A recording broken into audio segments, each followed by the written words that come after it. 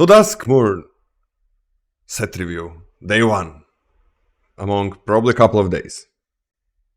Alright, so we start. You guys can read the legend. I think everybody knows the legend. I don't think this time. Go read the legend if you need it. We have done this billion times. We start from F to A. We have minuses and pluses. We also have a sideboard grade. Minus and plus is like when something is a C, but it goes up and down. I'm just gonna do like real quick this one. A's are basically all bombs. B's are undercosted creatures, overstated things, like basically something that is better than it should be for its mana cost. Or super important synergy pieces. C's, that's most of your deck. That's gonna be like ranging from cards that you just are okay with putting in your deck to cards that are pretty good, but you're not like fighting for them. They're not really signals. And then we go to the D's. Most decks are gonna have to have a couple of D's. Those are the cards that are playable, but you don't really like them, or you don't want more than one of them.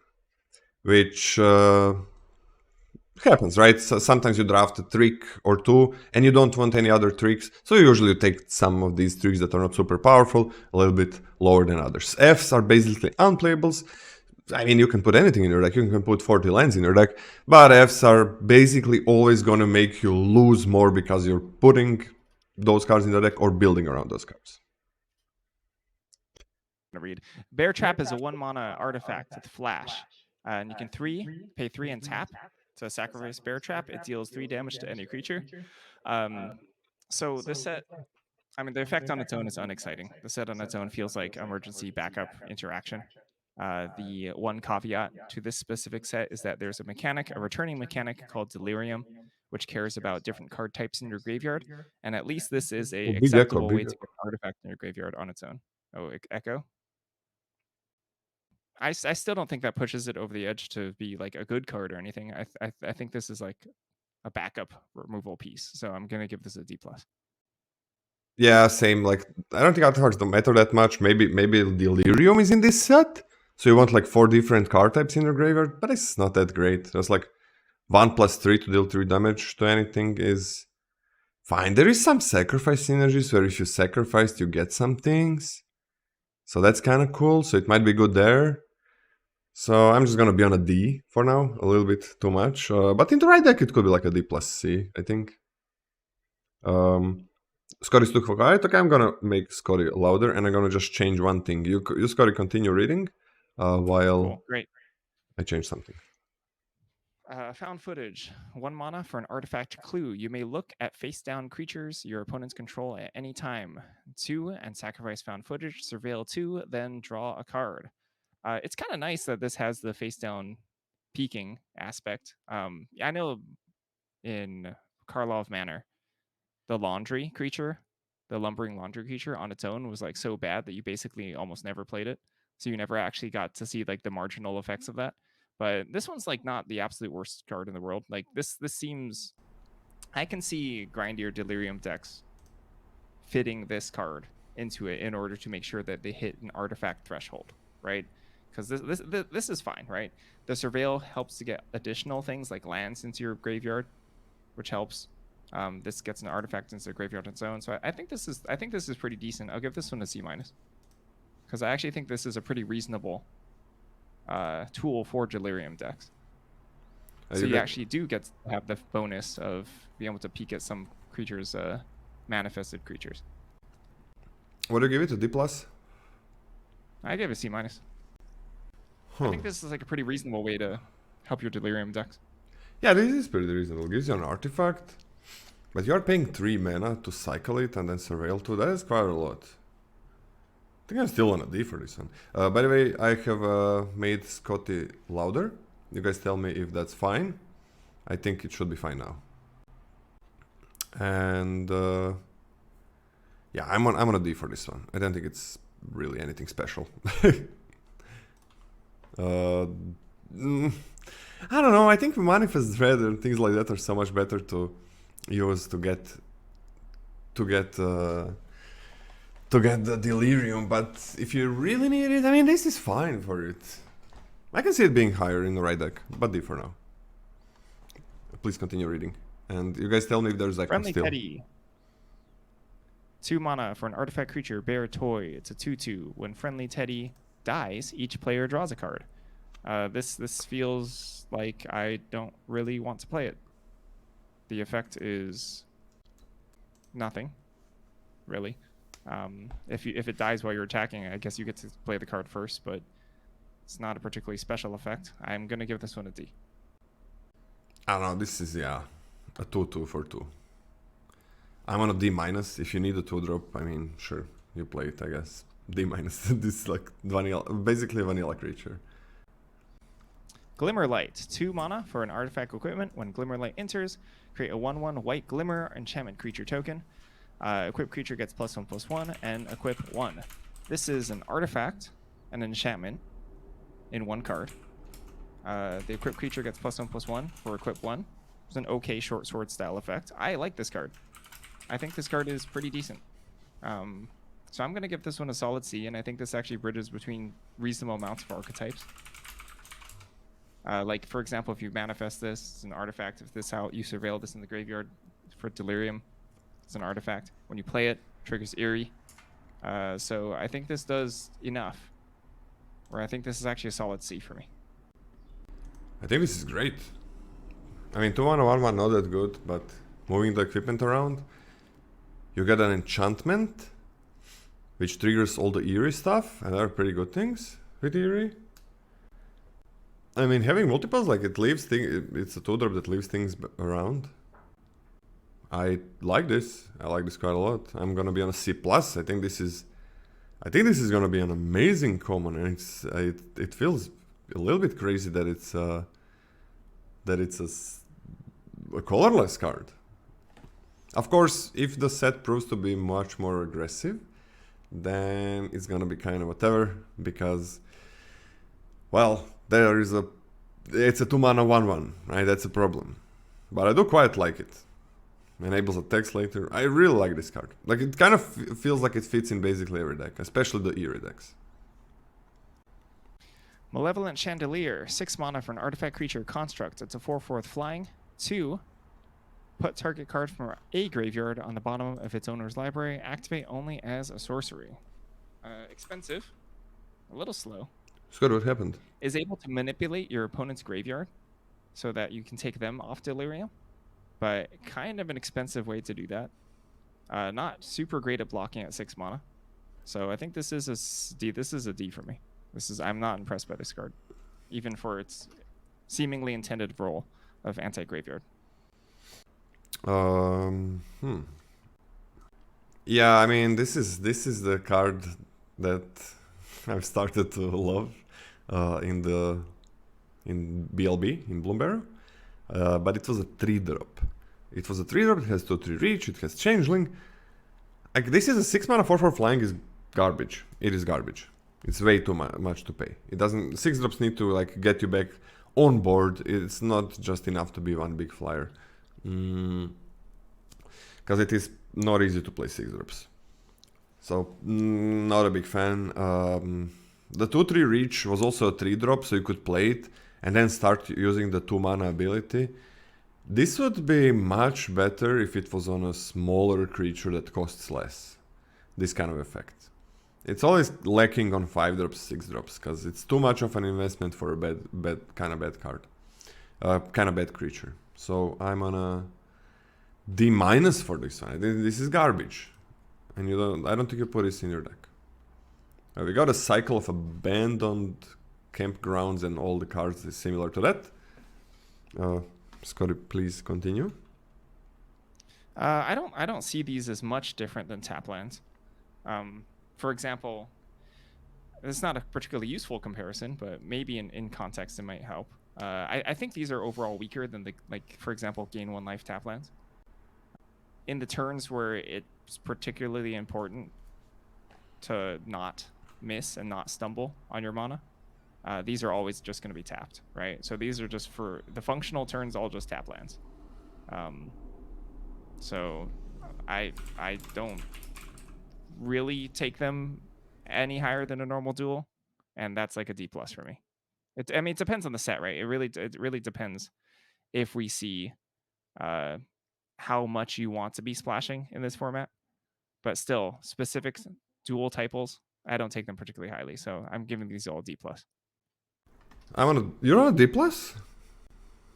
Usually if you give this a lower, higher grade than me, so I'm also on a D+. Like if you need fixing. You were correct.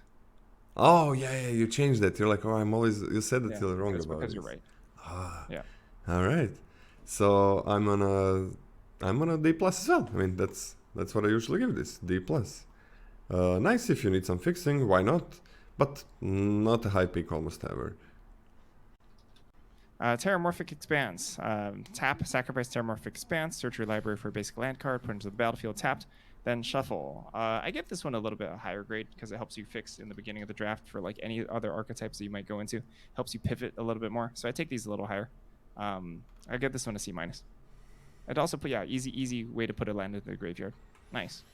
You know what? I wonder if this is even higher. I wonder if this is like a C. I'm on a C. I'm always on a C for this. C or C+ for these. I'm on a C. Yeah, can see this being just C+. I love fixing, I love splashing, so I might be taking this as a C+. But let's give it a C for now. Oh, that's it for the commons. For the common colorless. All right. Cards. Yep. And now we got uncommon colorless cards. If you will, Scotty. Keys to the house. 1 for an artifact. 1, tap, sacrifice keys to the house. Search your library for a basic land card, reveal it, put into your hand, then shuffle. 3 and tap, sacrifice keys to the house. Lock or unlock a door of target room you control. Activate only. You can lock rooms? Yeah, you can. Why would you ever lock? Is there stuff that cares about locking rooms? I didn't see any. I mean, you lock a room and then you unlock it. Oh, to have the effect happen again. Yeah. Ah, duh. Okay, that makes sense. Ah, interesting. Okay. Yeah, that makes sense because they have unlocking effects. Huh. That changes things a little bit slightly from my initial read of this. So, 1 mana to cast, 1 mana to crack. Nothing special. Not a particularly great way to fix. More like a tertiary emergency way to fix. I don't even care that it enables quote unquote delirium so much, or quote unquote enables delirium. I don't know why I quoted delirium like it didn't exist. So that effect on its own is not very strong in my opinion, but unlocking doors, the unlocking aspect, I don't expect to cheat that much mana on this. You know, I've looked through the rooms. You're like not getting that huge of a discount typically. Even then, I think it's a relatively minor effect. Locking a room, though, let me think about this for a second, and getting the effect again. Because you could do stuff like lock, for example, the red common removal rooms, and then unlock it again. That's kind of sweet. You get a double dip on that. So that's like a pretty real card. I still don't think that this is pushing it very much over the edge for me, so I'll give this a D+. This is not a bell. Certainly not a bell. It's much, much worse. Yeah, like the first part is it's like you can never cycle it for a random card. You cannot play it on turn 1 to play a 2-drop on turn 2 if you have 1 land in your hand. So Bell is much better. Man, Bell was so cool. I mean, Bell is like the best effect of that we've ever seen, right? Yeah, Bell was really good. I mean, it has some late game purposes. Like it's pretty cool to do the door thing, but then it's like you lock it, that's 3 mana, and then you unlock it for a lot. It does require a ton of mana.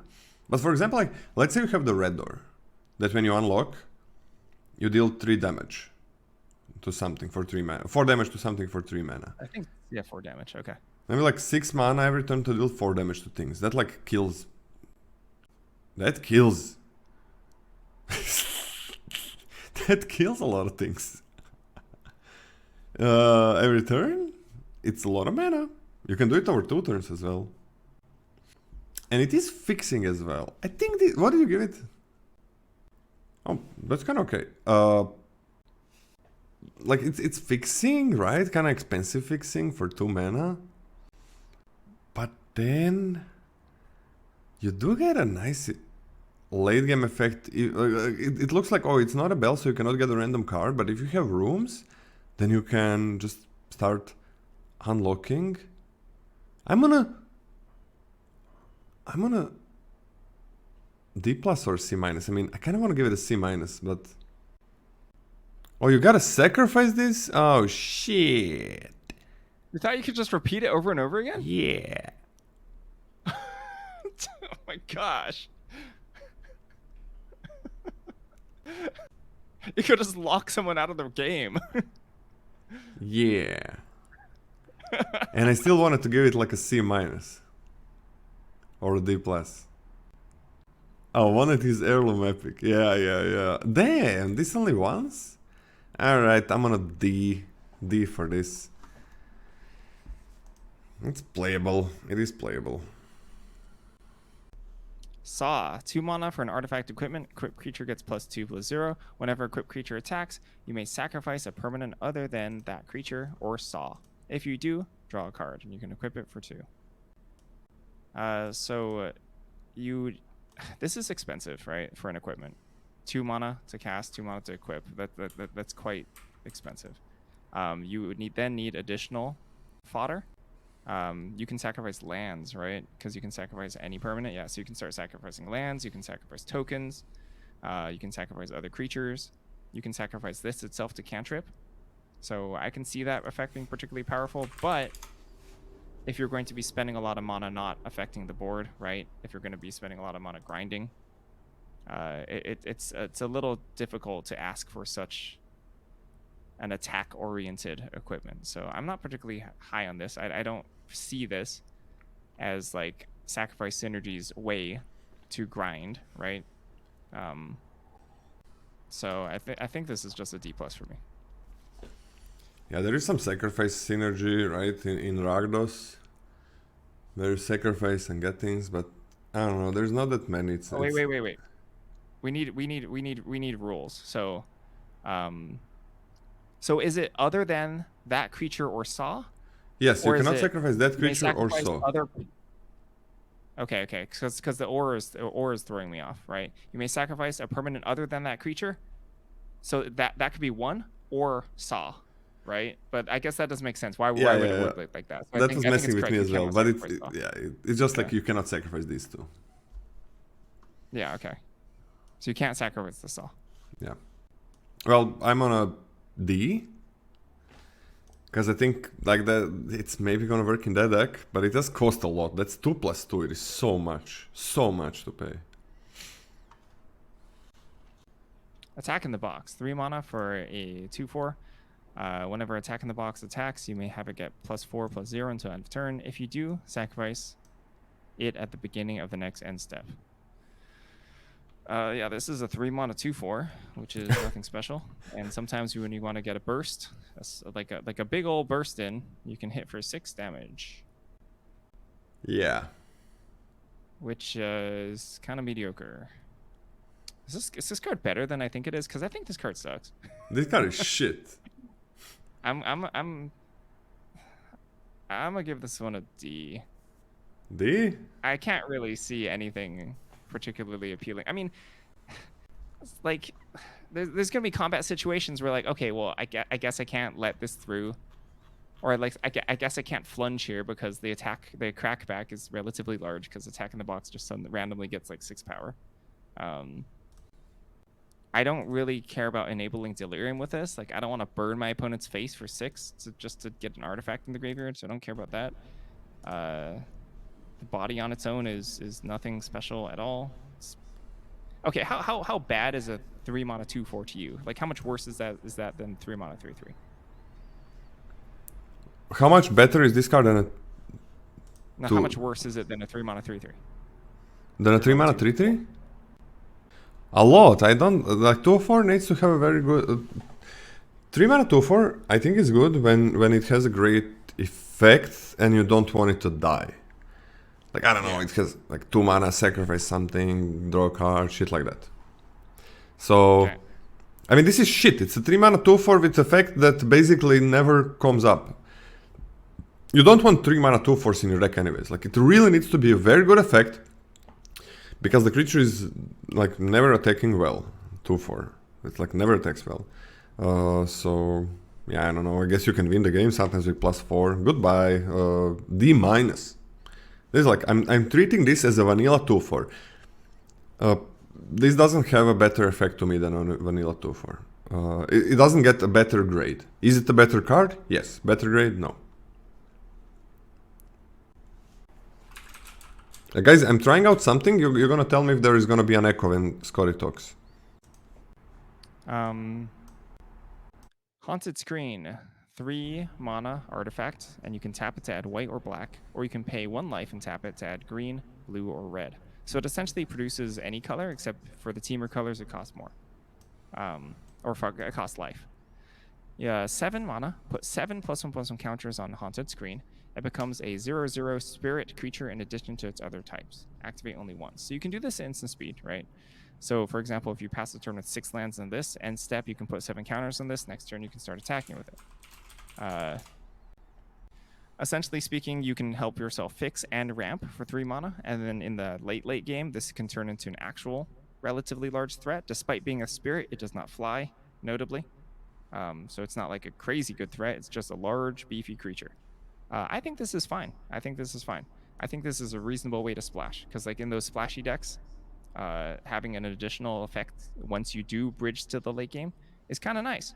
So I'm kind of into it. I don't even care if I'm splashing for the teamer colors, you know, because I probably won't be tapping for that mana particularly often. It's just for my splash, for example. I guess that's not necessarily true. Like if I have to pay mana every single time I cast my base colors, that's like significantly worse, right? That's like significantly worse than a mana rock, right? I still think this is C. Oh my god, I didn't catch that. This is a reference to black and white TVs. Oh, that's cute. Oh, that's pretty cool. Yeah, black and white. It's free. Oh lord, but you gotta pay for a color TV. Oh, the future is here. I have a color TV, by the way. Rich man. What do you give this? I mean, it's kind of cool, right? Like this is, you need to pay 6 mana to make it a 7/7, right? This is a good fixer. I like this a lot. Yeah, this is a really good fixer. Like this, I mean, it's 3 mana. I don't like mana rocks. I don't like 3 mana ramp and spells and stuff. But you do pay 7 to put 6 counters. It's not like 10 and a lot of different conditionalities. You just pay 7 at any speed, instant speed, and it's 6 because this does ramp you. I'm on a C for this. I like this. It's not like completely busted, I think, but I hope the splashing is gonna be good in this format, because I love the splash, and then this is gonna be a nice thing to put in. Tell me if there's echo, guys, now that Scotty talks. Conductive Machete. 4 mana for an artifact equipment. When Conductive Machete enters, manifest Dread, then attach Conductive Machete to that creature. Equip creature gets +2/+1, and you can equip for 4. So this is a colorless 4 mana, 4/3, that then you can then pass around for 4 mana. You can also then flip the creature up. This is our first instance of seeing Manifest Dread, actually, so let me read it. When you Manifest Dread, you look at the top 2 cards of your library, put 1 onto the battlefield face down as a 2/2 creature, and the other into your graveyard. Turn it face up anytime for its mana cost if it's a creature card. So Manifesting Dread is very powerful. Manifesting Dread is good, right? Like we saw what was it called in MKM when you flip the top of your library? It's not Morph. It's not Manifest. Was it just Manifest? Oh. Yeah. A Cloak. It was called Cloak. Oh, Cloak. Okay. Yeah. So it's much stronger than Cloak, because the chance of you hitting a creature is just that much higher, right? Than you just flipping randoms off the top. This also helps you fill your graveyard, right? So the mechanic of Manifesting Dread is very powerful. It's very powerful. And this on its own, on its rate, like a 4/3 that you can then pass a buff around is just good, and then it has just upside of being able to flip the creature up sometimes, and also filling your graveyard. So I actually think this card is very good. I am gonna be. I'm actually gonna give this. I'm actually gonna start this. I'm gonna start this as a B minus. I actually think this card is really, really strong. B Especially as a minus? colorless. Yeah, B minus. That's something that I can just put in almost every deck. It has a really bad stat line, right? When you just play it. So it's a 4-mana 4/3. It's not that bad. Yeah, and you can move this late game for +2/+1, which is not nothing, and you put something in your graveyard for your Delirium. 4 mana is very expensive to move. 4 mana is very expensive, extremely expensive. That's like top deck war status only. Yeah. I'm okay with a C+. This is pretty good, I think. And it's colorless, you just put it in any deck. Yeah. I'm on C+. I think it's good in aggro deck, maybe even when you... I mean, getting that creature is kinda weird, right? It makes you pay so much mana. Man, this Manifest Dread really is Manifest Dread, right? Because it's much easier to hit a creature. Like, it's 100% easier to hit a creature than with Cloak or something. And then, like, it's gonna be a nightmare to block. There is no morph rules. It's not a morph creature. You're just gonna be like, shit, what if they have something that messes up my blocks? Like, can I block this? Can I block this? This is gonna be dreadful to play against, like, these cards, these flipped cards. If it's a creature, like, if it's a creature, I mean, how do you block? It's so hard. This is pretty good. Yeah, I'm on C+. Like, Manifest Dread cards are gonna be fine if they are not overcosted, and this is not that overcosted. A little bit. Oh, we are done with... Wait, what? Wait, that's the uncommon in the set? Alright, we are... oh, what the fuck? I didn't know that. It's a commander card. Oh. Why is there a commander card here? Oh, I don't know why there's... Uh-oh, the website. Who made the... Just skip it. No, never mind. I think we're gonna see what looks like a commander card. SGT Salt made this site, and thank you very much, because it looks pretty freaking good. So, but seems like there's a commander card. Now, okay, colorless. We got some fixing. Not bad. There's a good amount of fixing, I think. Let's get into multicolored first, before we get into the white and other colors, just to see what this set is about. Now, do you want to skip the colorless rares? Sorry, what? Do you want to skip the rares? Okay, I guess, yeah, let's do the rares. Let's do the rares. Okay. Let's do the rares first. Rares and mythics. Alright, let's go with a cost. Guys, is there any echo from Scotty right now? I don't think there should be. But tell me if there is. Okay, can you colorless? Colorless? Rares, I didn't click on colorless. My bad. Wait, there's no colorless. Yeah, there is. Okay. yeah, let's go through the rares. Let's go through the rares of colorless first. Okay. Ghost Vacuum, 1 mana for an artifact. Tap to exile target card from a graveyard, and 6 and tap to sacrifice Ghost Vacuum. Put each creature card exiled with Ghost Vacuum onto the battlefield under your control with a flying counter on it. Each of them is a 1/1 spirit in addition to its other types. Activate only as a sorcery. Yeah, so this is extremely costly, quite slow. Exiling from the graveyard has value, right? It will take your opponent straight off Delirium. That's going to be pretty dang annoying for certain things, for Reanimator as well. I don't think this card is unplayable.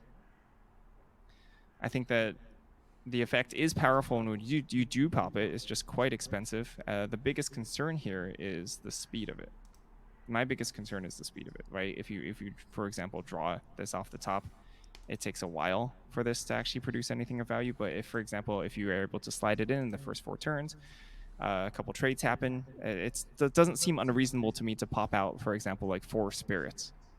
And sure, you're not getting like their full body, so it's not like a absolutely I win the game, but it's like, you know, like 4 or 5 bodies, 6 bodies is pretty powerful. It's pretty powerful. This one's an interesting one to evaluate because I simultaneously think that the 6 mana tap mode and sacrifice mode is less good than it reads, but I think the first mode is more powerful than it reads as well for this set specifically. Just being able to like null graveyard things. So I think overall this is like a C- for me. Scotty, your mic is going like up and down a lot of times. I cannot, depending like when you, I think when you move a bit and shit. Can you make your mic louder as well? Because it's usually... I don't have to make my mic louder. I just have to speak straight into it. What you don't have? I think I just have to speak straight into it because like I'm facing a different direction than I normally do, so my mic was facing the wrong direction. So let's try this. You're also sounding, people say that you're like lower than me, but I cannot make you louder. Oh, well. So, how do we do that?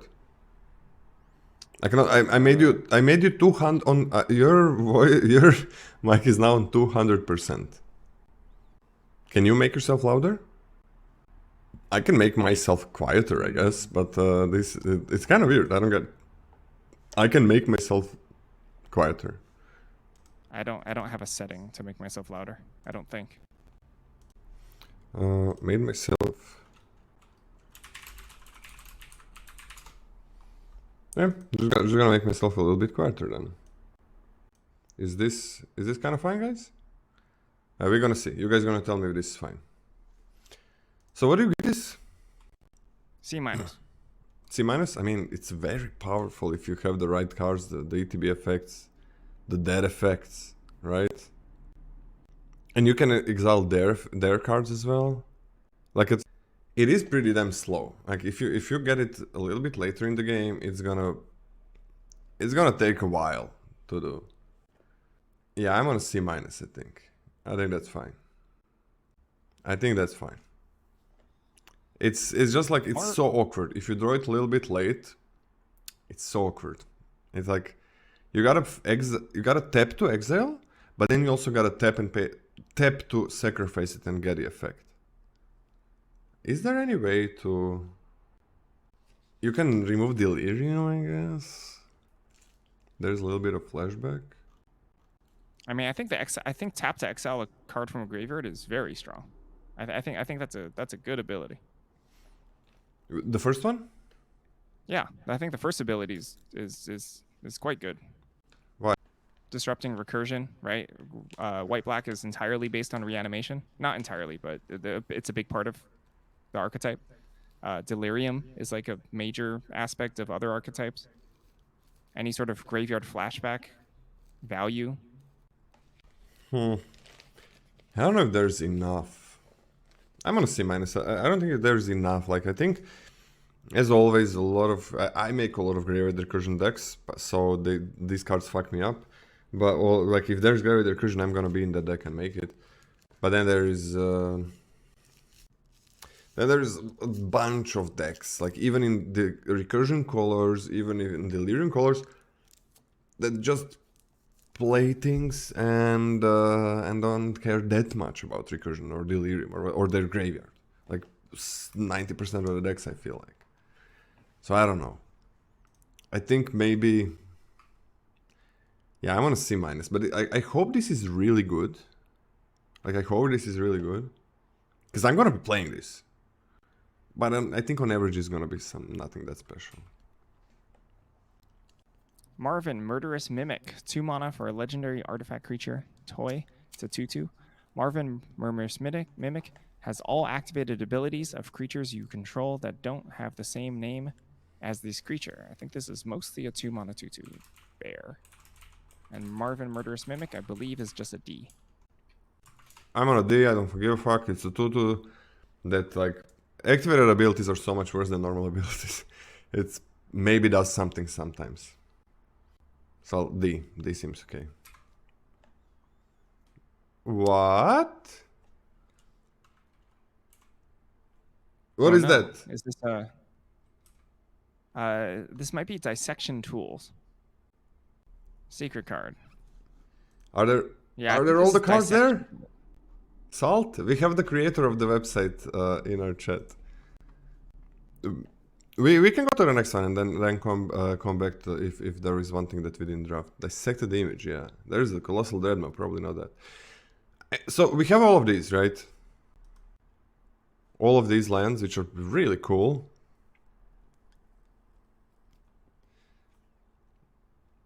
There's 5 of them. You can tap it to add 1 mana and tap it to add other mana if you have one of the sources there. So yeah, very cool website. So what do you think, Scotty? I mean, just it's good. It's good. It's good fixing. It's like a C-. D+ maybe. I mean, you take it only if you need fixing. It's same like the tap lands basically. I'm on a D+. Yeah, I think a D+ for all of these for me. I don't think it's like significantly better than. Yeah. Yeah, it certainly is better, but I don't think it's a full grade better. Yeah. Than the tap lands. You really don't know when you need fixing for exactly one color. Like, and if it's that, and a lot of times it's not more powerful than getting just something else. It's so hard for it to be like, oh, that's the land that I need, or oh, that's the land that I might need. Like Terramorphic Expans, Uncharted Haven, things like that. Evolving Wilds. Like you take it, and if nothing, it's always gonna fix for your 2 base colors. And then when you decide to splash something, it definitely fixes, because you can get any land. You can go to the next one. Valgoth Slayer. It's an enchantment land, has hexproof. When Valgoth Slayer enters the battlefield, Valgoth Slayers enter the battlefield tapped. As it enters, choose a color, and you can tap to add 1 mana of the chosen color. So this enables Eerie, which is pretty sweet. It's an enchantment land, so it triggers all your Eerie stuff, and it's just a fixer. It's just a pretty solid fixer. I think this one is I think this one's a C for me as well. I think this one's pretty sweet. Yeah.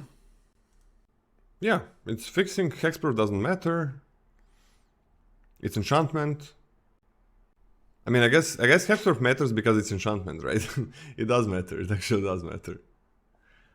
So I'm on a C+. This is like great fixing, and it also triggers Eerie. I think this is really So the Eerie good. part is what gives you a plus over a Terramorphic Expans. Yes. Okay. Versus putting a land in the graveyard. Yeah.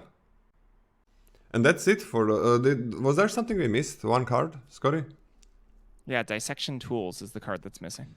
What does it do? We can grade it like this. So Dissection Tools, okay, yeah, Dissection Tools is 5 mana for an artifact equipment. When Dissection Tools enters, manifest Dread, then attach Dissection Tools to that creature. Equipped creature gets +2/+2, has Death Touch and Lifelink. And you can equip by sacrificing a creature.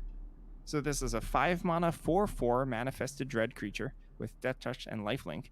And to pass the equipment around afterwards, you have to sacrifice a creature. Why is it that card, man? Yeah, so this one's really interesting.